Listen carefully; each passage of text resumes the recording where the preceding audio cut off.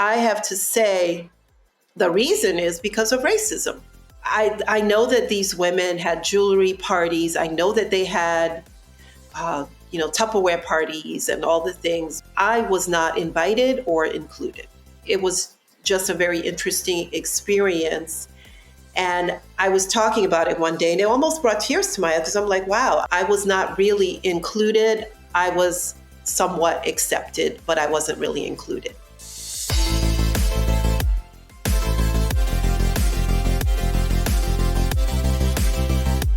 Welcome to Seriously Catherine, a podcast about taking your business seriously, but not yourself. So this week's hot take is all about the new year and New Year's resolutions. I don't know if you think you know me, but I am not a resolution person. I think that it's like too much stress, too much expectation to put on yourself at the front end of the year to do all these things indefinitely. It's just like we always get to the end of the year and haven't accomplished the things, like to the extent that I'm sure we thought we would. So, I mean, this is just me talking from my own personal experience. So I don't set New Year's resolutions. I do set intentions. Like I want this year to be a positive one. I want to intentionally be more present with my family, with my kids, and my people who I enjoy spending time with. But as far as resolutions go, oh, no way, Jose. Like I am not going to set a ridiculous resolution. Like I'm going to go to the YMCA every week or whatever it is. I'm like set up to fail if I do that. So for my own state of mind, I set intentions and I say no, hell no to resolutions. Okay, so if you know me, you know that I love what I do and I'm a workaholic. So if I ever have a chance to get away, I can't go too far away without my kids and without being so far away from work. The Adelphi is my go-to. What's really great about the Adelphi is that it has everything you need. It's right there on Broadway. It has a restaurant, it's got the breakfast joint, it's got it all. And the room service is amazing. So last Christmas, we did Christmas Day night at the Adelphi. We booked the Polaris suite, which is really special because it has a hot tub on the balcony. And the kids loved it. It was so much fun. We ordered room service and it was just like the most special thing. And again, it's got a jacuzzi. I mean, who doesn't want to use a jacuzzi at the Adelphi? If you don't have the opportunity to stay at the Adelphi, you can still go and hang out in their lobby or eat at their restaurants. The best sushi in town, by far, I believe, is at the Adelphi. You should get the rainbow roll. You can thank me later. It's delicious. It's absolutely the bomb. If you are local and you need a night off or a night away, don't go too far. Go right there to the Adelphi. Book yourself a room, have dinner there, have breakfast in the morning, and you'll feel like a totally different person when you wake up. So this week from Saratoga Living is actually from Capital Region Living. I don't know if y'all know, but Capital Region Living and Saratoga Living, it's like a split issue. So you get two cover stories. So this winter issue of Capital Region Living, the cover is Don Andrews, who is the owner of Upstate Canna Company, which is the first dispensary in the Capital Region. It's in Schenectady. And what's really awesome about this whole story is that he was super strategic about how he was going to open up his store. And he started selling hemp and CBD first. So he was like ready to go as soon as he was allowed to open a dispensary and start selling cannabis. He was ready to go. So really exciting. I've never been there, but I know a person who has been, and it's really nice. And everyone that works there is like super knowledgeable about all the things. And, you know, it's really interesting how these dispensaries really can open your eyes open to different types of cannabis, right? And I know we've had Christina Lopez-Aducci on the program before, and she talked a lot about gummies, but there's tinctures, there's oils, there's like lip balms now that you can get. So there are so many ways that you can consume responsibly and recreationally, and you don't need a medical card to go to this store. So it's really cool right there in Schenectady. So go and check it out, and also go read the article because I'm excited to hear about his story. On this week's episode of Seriously Catherine, we are joined with my friend Kathleen McLean. Kathleen is a thought leader in equity, team building, and leadership. She's a keynote speaker, facilitator, author, and executive coach. More importantly, she's my friend, she's a mom, she's a wife, and she gets it done. So I'm so excited to have her on the show and let her share her wisdom with us on how she integrates being a business owner, being a mom, being a wife, these are all the things that I'm trying to get as right as possible. And with Kathleen's help, I think we might get there. Kathleen, you, in my perspective, are such an amazing role model. And you, for me, have been a shining star and a guiding light in my life. I don't know if you know this or not, but you seem to have it all worked out. And I know none of us are perfect and we're all just, we're human, but you do an exceptional job of balancing your business and your career and your spirituality and your marriage, and you're a great mom. I mean, you have to sort of dispel some of these myths for me. Like, how are you how did you get there? Catherine, first of all, I feel the same way about you. I love your energy, your enthusiasm, and your excitement. And so I feel that that's something that really resonates with me, that you have a joy for life. And your spirit is contagious. And I totally appreciate it. I'm humbled by your thoughts of me. And what a question. How did I get there? I think it's truly a process. It has been for me. I grew up and I was born and raised in Brooklyn, New York, lived with my mother and my father. And I came from, my mother's a very hardworking person, and I love my mother so much. They were immigrants from Haiti, and my father as well. Though I grew up in a household where my father was physically, verbally, and emotionally abusive, and I had to really work through that. I met my husband when I was 16 years old. But before that, my life, I always believed in God, prayed to God, went to church. And I always said, God, I want to have a nice husband and I want to have a nice life. And I used to play Carolina and Vilma with my sister. We had imaginary people, and we played this game where we had one child and we shared her. It was Kathy. So I feel like Caroline and Vilma took us to an imaginary place because that wasn't our story at home. It was not. It felt like my sister and I were on eggshells depending on how my father, his mood or his spirit or his energy. I mean, one of the big things he did that really broke my spirit is when I was in school and I would do math with him and I couldn't understand it. And he would literally, every time I got something wrong, he would hit me on the head and call me dummy. So I came from a place where you call me dummy, but then be like, oh, you're so pretty. And so I got this message, and my sister's the smart one. That's what he would say. And I'm the dumb one. And so those things definitely affected me. And I realized that I was like, you know what? I don't want, and my mother was also abused physically, verbally, and emotionally. And I didn't want that for my life. So I meant praying and praying. I said, God, I want the Brady Bunch life. And so the Brady Bunch is a show that I grew up watching. And I was like, oh my gosh, look at Marcia. She was the older sister, and Carol and Tom. And I was like, this is the life I want.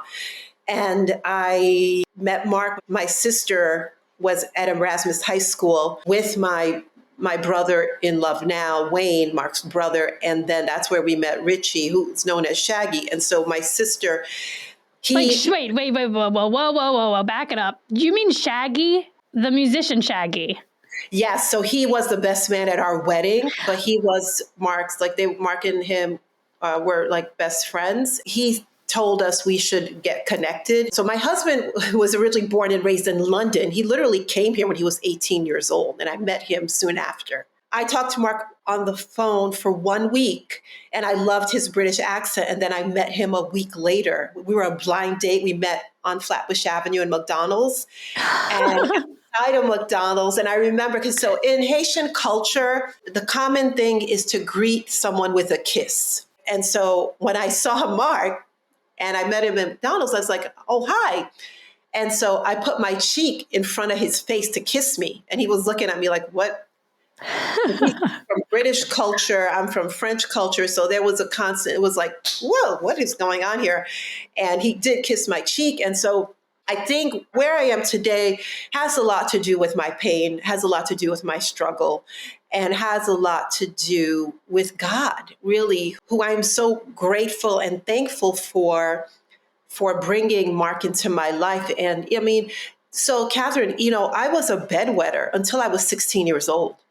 And as I look back, I was like, I stopped wetting the bed when I met Mark. And so I know that bedwetting is part of the why. I think I was just nervous. I was constantly nervous because I lived in an environment that was unpredictable and I didn't know what was going to happen. And so I think that was my way of releasing stress. Wow. That is some crazy, miraculous shit, for lack of better words. I mean, honestly, like, I don't know if, like, I guess some people, like, need the hard, honest facts, right? And you can't talk woo woo and you can't talk spirituality and God. And I think it's tough for me too, because I was raised Catholic. If you need to speak to God or you need to pray, you can do that, but you don't have to go perform it out in the world, if that makes any sense. So I was raised to be very skeptical. But then I was also raised to just have a strong faith in myself, and I think that that's where my faith really sort of shines through. And I think also, like, growing up, I can't say I was not abused. I was not, I had like a pretty ordinary upbringing. I mean, my parents had arguments just like any marriage, they still do. But I certainly felt like I wanted to be the best version of a mother and a wife that I could possibly be. It wasn't until I moved to Saratoga Springs that I even really felt like the calling to do something on the career side or the business side. I think growing up, I really just, that was the ultimate goal, was to find the guy and get married and have his babies and let him take care of the rest. Right. So it wasn't until I got out of that Southern culture of like, just be a Mrs., that I recognized that, wait a minute, well, maybe I can have both of these worlds, right? I can have the career, I can have the business, I can have the independence and still be an awesome partner and have the family that I always dreamed of. How dare I think that? Because it's really hard. But like I said, when we first started, it's just you are so authentically living out this like dream life that you created and cultivated for yourself. And a lot of it is in how you take action day in, day out, and how you live out these values. Yes, and it's a co-partner, right? I feel that my pilot is the Lord. And I was also raised Catholic, and when I got a bit older, I realized some of the things I was doing. For me, I feel that it's more of a relationship where when I was Catholic, and I know it varies and it's nuanced, so I don't want to speak globally for the Catholic faith. I can only speak from my own experience. It was more rote for me in terms of that experience. But actually, when I was 23 years old, I accepted Jesus as my savior. And that was when I started to have a relationship with God where I talk to God, God talks back to me. And that's through the Holy Spirit. And some people call it their gut, their conscious. People have different words depending on their faith or their philosophy. And for me, it's the Holy Spirit that guides me and directs me and leads me in all things. And so that is where I feel that has helped me. And in terms of when I think about children, I thought that was interesting what you talked about growing up a Southern girl. That was your dream. And for me, I didn't grow up a Southern girl, but my cousin remembers me at 16 being like, I was like buying bridal books because that was my thing. I wanted that dream wedding. Yeah. And so when I said, Carlin, if I ever do anything, you are going to be the MC, because she remembers clear as day about me running around with the wedding. And I always wanted a baby. Like, I wanted kids so badly. I wanted the Brady Bunch. So Catherine, I wanted 6 kids, but Mark wouldn't let me. And after number 4, he's like, no more. You are not having any more kids. I was like, oh, please. But you found a loophole, didn't you? You have 4 kids, but you have adopted? Well, one of my children, I did adopt one of my kids. Yeah. And in terms of our marriage, Mark and I have been together since I was 16 years old, and he was 18 years old. And so we did go for a walk one day, and I'll never forget it. I said, Mark, you know what? I want to adopt. And he said, so do I. And this is as teenagers, we're having this conversation. So when I was 35 years old, we were going to bed, and he was 37. He's like, hey, I'm getting older. Are we doing this adoption thing? I said, oh, absolutely. So I actually the next day went to Vet Fitness, was called Gold's Gym at the time. And I got on the Stairmaster and it said be an Albany County foster parent. And then I became an Albany County foster parent. And then we went to the MAP classes and then we got our son in, then we adopted him. We had him for 10 Wow. years as foster parents and then we adopted him. Oh my God. But do you feel, you must have felt the calling. I know you did. You were like, this is my Absolutely. calling. I love children, period. I just And you love can't, children. you can't picture your life and your family without that child. Yes, and I don't tell people that he's adopted. Usually, one of my girlfriends just said, "I can't believe I didn't know that about you." I said, and she goes, "I love that even more because one of the things I remember being at a hair salon one day, and this really stuck with me. There was a woman there who was talking to me, and she was a young woman, and she said, "I'm adopted." And one thing I really hate is that my mother felt the need to tell everyone that I was adopted. And I feel that that's something I don't do because for me, I have 4 children and there's no differentiation whether adopted or not adopted. They're just my children.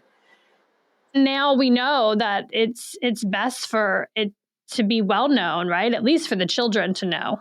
Oh, But you tell absolutely. me, because I don't know have any experience with that.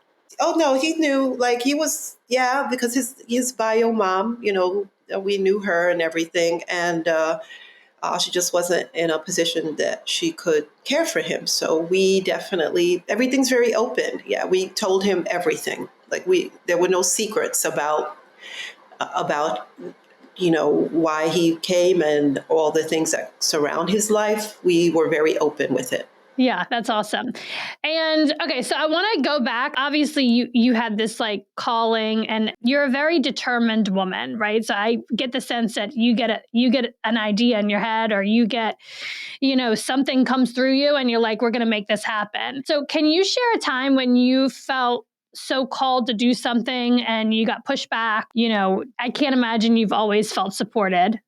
Oh my gosh, something I've called to do and got pushed back. Woo. So I think, have I gotten pushback? Well, I think with, starting my business, my sister again played a role in that because she gave me the book, The Power of Focus by Les Hewitt. There are 2 other authors, and I believe that book had a transformational effect on my life. And my first business was a fitness business, and I was doing cardio kickboxing for mothers and daughters at Light of the World Church in Latham. And my daughter was 8 at the time. And I wanted to scale it up to make it a lot bigger. Though, as I look back, I realized a lot of the skills I needed, it was going to be a big lift. It was too heavy a lift for me at the time to do it. Then I started, and the reason I started the McLean Group is because of my daughter, Danielle. And I don't feel like I got pushback. And I have to really think about that. If something comes to me later, I'll definitely share.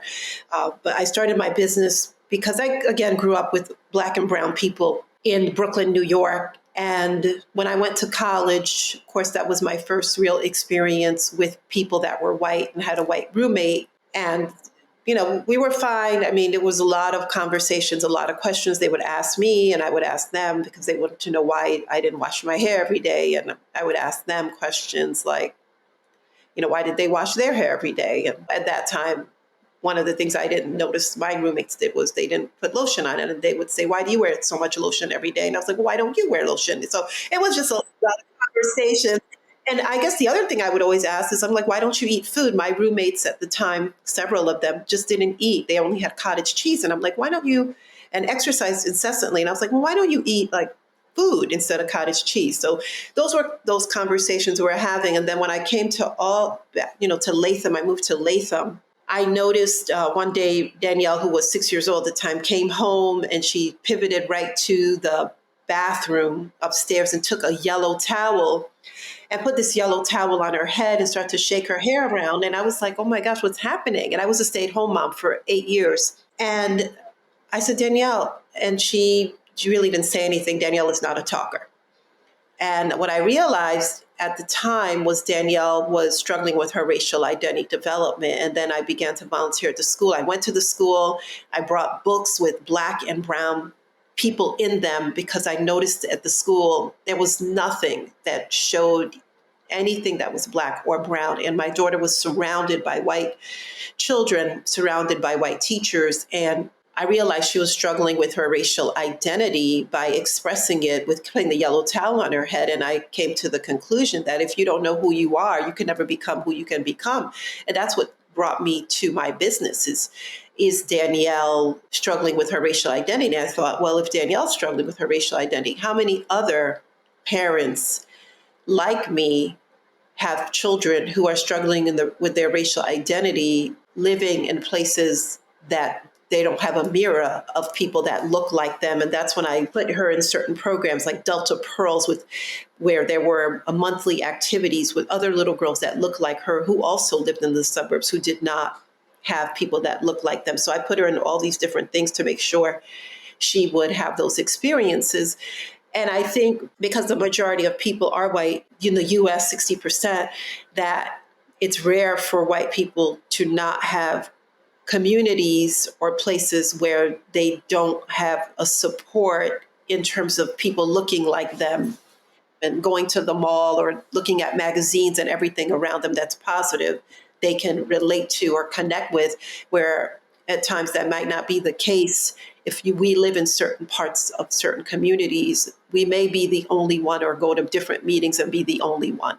So I would love for you to share your experience of like why stay and how do you stay, right? Because I would a lot of people don't, right? People don't like change, they don't like evolution, they have fear, lots of fear based. I kind of want you to share your experience of like staying the course in order to bring about change and evolution. And that's how we move forward together. We can't get up and run when the going gets tough or things get a little challenging, right? And so, Catherine, I think that's such a big question. I think it's a very personal thing.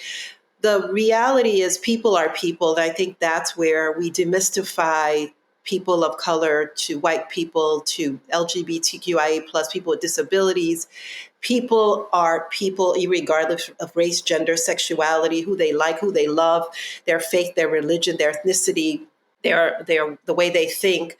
People are people. And so demystifying that, I had this notion that this suburbs was this really friendly, warming place. I envisioned that my next door neighbor's children would be running into my house and my children would be running into their house. That was not what I had this pie in the sky belief and attitude. I'm not sure where I got it from, probably from TV, where I kind of thought, again, the Brady Bunch, where I saw those kinds of things. And I realized when I got to the suburbs, I'm like, oh, this is definitely not what I thought. I mean, Catherine, I literally talked to everyone. I invited, women that were white to my house for lunch and did do reach outs. And it was not reciprocated. And when I look back, I have 4 children in that school district. And what do I have to show for it today is I have one girlfriend from that time who is white from that whole experience. If I could put myself as a white woman with the same exact look the same way, have the same everything, except my skin was white, I would have come away with 25 friends. And so I have to say the reason is because of racism. I know that these women had jewelry parties. I know that they had, Tupperware parties and all the things. I was not invited or included. And so, therefore, it was just a very interesting experience. And I was talking about it one day and it almost brought tears to my eyes because I'm like, wow, I was not really included. I was somewhat accepted, but I wasn't really included. Right, right.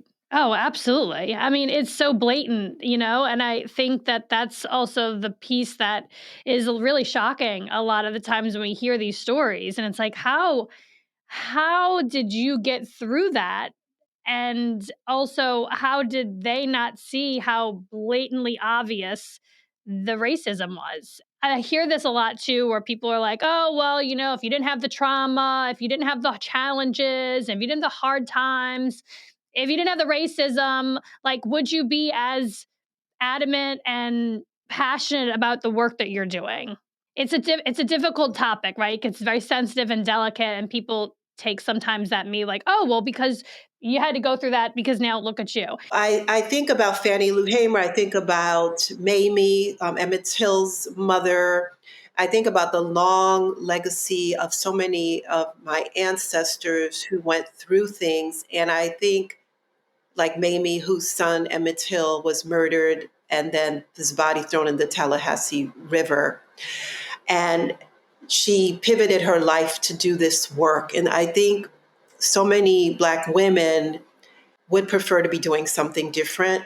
I think of Ahmaud Arbery's mother, Wanda, who has been pivoted into this work because of the death of their children. So many of them have run in office because of the death of their family members.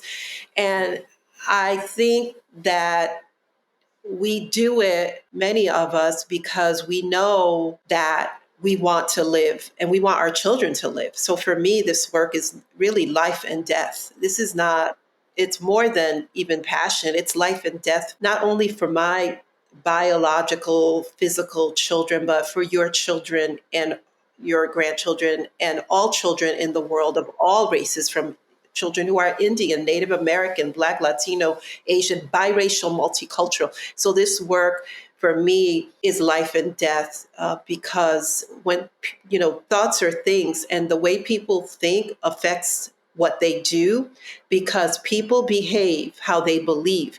And my job is to change their belief system so they can behave differently. And when they behave differently, they can impact other people, especially now with the world of social media. Those beliefs can go out into the world, and those beliefs can be for good and for healing and not for harm. And so I feel that my job is so critical and so pivotal in that I am changing people's mindsets. When you change someone's mind, you change how they behave. And so I feel such an honor to be in rooms when organizations hire the McLean Group, and we get to be in spaces and places where we're changing someone's mindset. It can change generations and generations and generations and generations, because when you have a new mindset, you have new behavior. And isn't that so exciting that we can do that and we can change perspective? And I truly do believe that the more diverse your circle is, or a community is, the more powerful we are, the more we can learn about each other. Like, who wants to learn all the same stuff that you've been learning day in, day out? I want to learn new things. I want to be around different people. I want to have different experiences. And I think that the other piece of this too is that it's not just going to take one type of person to make that change. It takes all of us. We all have to be at the table. And I also believe the way we get there is through positivity and community building and bringing people together, not the divisiveness that we see so much in media and news and in general. I just think that the world is so scary right now. And if I'm feeling that, I think that's another thing that I get. Well, like, if you think you're scared, how scared do you think I've been this whole time as a Black woman or as a minority owned business? Or, so I just think, like, I don't want to sound like ridiculous here, but it's like, isn't that a good thing that people are feeling the weight of it all right now? And isn't it a good thing that we can use that as momentum and motivation to work together and kick the ball up the field here, instead of a group of people not feeling any stress or not feeling any weight? Yeah, so I think, first of all, I like the fact that you do bring people together. The other piece I think that you said I want to just add to was how you felt excluded. And here you are, a white woman. And so this capital region, I've talked to white people, Latino, Black, Asian, all groups of people who have said the same exact thing, because they'll meet people who, like, they went to Shaker together or Shen, and that's their little group, and they just want to stay in it, and they don't want to expand. They don't even want to, even if they're white, they don't want to expand to other white people either. And so there is that cultural thing sometimes that happens in some areas or some mindsets that people have, that kind of a small mind mentality, right? So I thought about when you're saying that in terms of bringing people together, and with that comment, how the world is so scary, and we know there is literally war in so many countries, not even only Israel, the Gaza Strip, Ukraine, Haiti. The list goes on and on and on. And what Martin Luther King said, he said, a threat to injustice anywhere is a threat to injustice everywhere. And so, what I'm hearing you say is that's where we're living right now, that the injustice is everywhere. It's not only isolated in one place or another. But I also wanted to add, I felt that what you felt when you came here was like, okay, where are people? Like, where are the people? I mean, when I went to Latham, why did I pick Latham? We bought our first house in Latham. We heard that the North County School District was a good school district. So our decision was solely based on a school district that would be good for our children.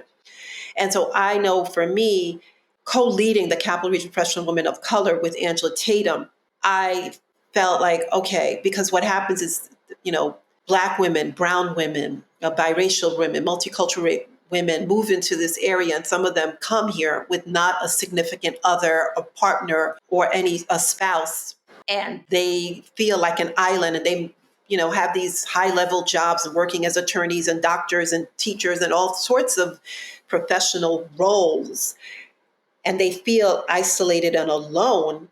And so I feel that the Capital of Color is, people refer them all the time, and it's a group of professional women. We have 1,000 in our group, and we have events like we just had a luncheon, and about 70 women came to that, and we were talking about navigating toxic workplace culture. And so I understand why you created Palette. And so having that community to let people know they belong is so important, because so many women, like, they reach out to me and they tell me, they're like, Kathleen, oh my gosh, this experience I just had at work, and I just trained a whole bunch of people, and then they just promoted someone else, and they didn't promote me. And so the Capital of Color, it is this onboarding group, on board for life, because everything we give people referrals, where they get their hair done, where they can get their nails done, where can they go have a party, where they can go eat, just an onboarding for the capital region in Yeah. all areas of their lives, Yeah. even doing Zoom meetings where people come here and they're like, one woman said she moved to a new area and she had to have an abortion. And she said she knew nobody and she went through it all by herself. And I never want a woman to have to go through anything that difficult and not have anyone in the area to help them. And we also did a fundraiser with Teresa Marangis and Kathy they were part of the WPO, and we raised a significant thousands of dollars. We paid for rent for people or assisted them with, one woman was like, Kathleen, I'm getting ready to start a new job. But everything's confidential. Only people that know would be me, Angela, and myself. And Hmm. she's like, I just need a stopgap to get, some Yeah. I covered. We're like, okay, so we can send you, we can't give everyone everything. We'll send you Yeah. $200. Would that help you? And so it's like this community of Black and brown women who come together to really support each other. Someone puts in the group, hey, can someone look at my resume? Someone's like, yes, I got you. Like 3 people look at their resume. People have Yeah. shared, other things have come out of that group. There's a book club that's come out of that group. And so it's multiplying and continuing to grow in so many ways that I may not even know. I kind of accidentally run into people, be like, oh, you know what I did? I said, I met someone at your group and now we work together. People have gotten Yeah. jobs, because some of my friends will text me and say, hey, Kathleen, I'm looking for someone, and I'll refer them. And a lot of women have gotten jobs in that group as well. Yeah. I mean, and that's what it's all about. You don't know you need community until you do, right? And this happens at Palette day in, day out. It's like you just don't know you needed the support when you did. And I'm like getting emotional, okay? Because I just got home from, Thanksgiving travel, and It's hard. It's hard to come back to real life when you're so far away from family. And, I don't know what I would do without this space. And it is very self-serving because I need it in my life and I still need it in my life. So it's not like you get to this level in your world or in your life, in your career, and you don't need the support. If anything, you need more of it. So yeah, I mean, I could talk to you forever. I love you so much. I love what you're doing. You're such a role model for me. No pressure. No pressure. Okay. Well, thank you so much. I love talking with you. I'm sad I didn't get to hug it out because, Oh, I know. I I just really wanted, I needed a hug today, but I'm gonna have to get it elsewhere now. Hey everyone, this week's Facepalm Mom moment is a funny one. So earlier this week we were at lunch and someone thought that I was the nanny of all the kids. And I really was quite shocked because it's been a while since I've been mistaken as the babysitter, but I was totally flattered and I appreciated it so much. But it made me think, like, back in the day when I just had Posey, I would also get mistaken as the nanny whenever I was downtown Saratoga Springs, and I would be so offended. I would be like, oh my God, don't they realize that this is my kid? I mean, she looks just like me. Why would people think that I'm the nanny? That's so offensive. But now, 10 years later, I am not in the least offended. I am flattered, and I welcome anyone who wants to point out that I look like a 12-year-old. I think it's pretty amazing that I can still pass as a 12-year-old. Now, it doesn't hurt or help the situation that I'm still wearing my senior sweater from high school, class 2004, on a regular basis because it is the most comfortable sweater ever and helps me to reminisce of the olden days. Anyway, thank you so much to the person who thought I was the nanny this week. You made my day. Thank you for listening to this podcast. And if you want to connect with me, slide into my DMs on Instagram. My handle is Catherine Hover.